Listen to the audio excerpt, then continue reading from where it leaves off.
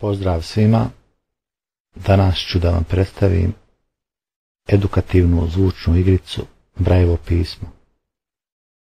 Namijenjena je za učenje Brailleovog pisma kako za slijepe, tako i za slabovidne i ostale.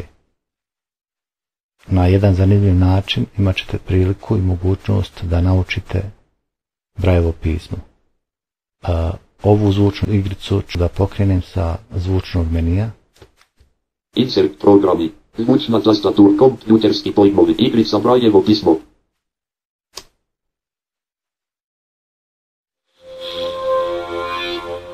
Brailleovo pismo. Koristite strelice gore i dolje da se krećete po meniju. Ovo je bila najava za zvučnu igricu i sa strelicom ću da odaberem grupu, znači slova koja ću da prepoznajem, znači da učim Braillova slova i to iz grupe. 10 slova. To je najlakša grupa. 20 slova. Sva slova i interpunkcija. Slova, interpunkcija i brojevi. Ovdje su znači slova, interpunkcija i brojevi i to ćemo pokrenuti. Prvi nivo. Druga, četvrta, peta, šesta.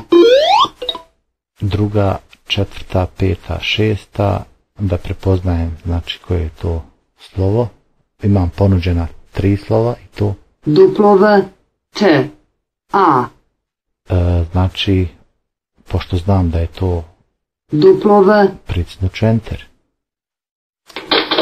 I prva, druga, četvrta, peta. dobio sam aplauz, pogodio sam, znači znam da je to W i sad ću ponoviti, pošto nisam bio koncentrisan, koje su bile naglašene Braillove tačkice, znači koje je ovo Brailleovo slovo. Prva, druga, četvrta, peta. Na listi ćemo naći koje je to slovo. W, G, minus. W, G. To je slovo G. Prva, treća, četvrta. Isto među ponuđenim slovima naći ćemo. M, D, navodnik.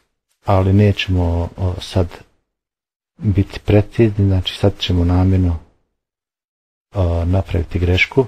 M, navodnik. M.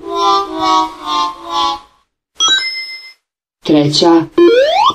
Primijetili ste, znači dobio sam karakterističan zvuk negacije i poslije toga bilo je izgovoreno koje je bilo to tačno slovo. Znači bilo je slovo M.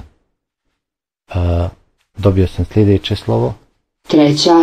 Treća i naći ćemo, u stvari to je interpunkcijski znak, na listi ćemo naći B, Š, tačka. I znam da je tačka. Druga, četvrta, peta.